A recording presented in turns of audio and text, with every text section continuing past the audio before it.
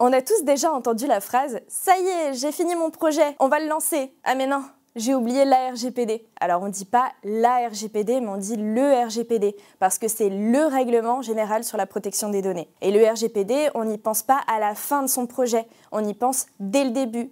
Et c'est ce qu'on appelle la Privacy by Design.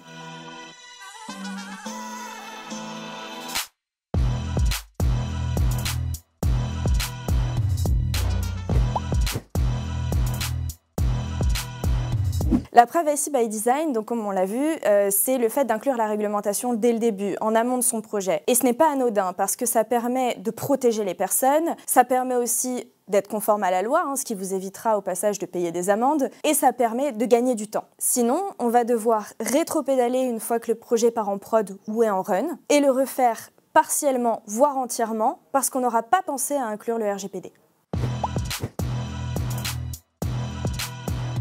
La loi, c'est compliqué, et la technique aussi. Il va falloir qu'on apprenne à travailler ensemble et à parler le même langage. Former les techniciens pour qu'ils comprennent les enjeux juridiques et embarquer les juristes dans les équipes techniques pour qu'ils comprennent la réalité du terrain. Et poser des questions du style « Est-ce qu'on a vraiment besoin de cette donnée personnelle ?» Non mais en vrai, le RGPD, avant tout, c'est du bon sens. Le but, c'est de protéger les personnes.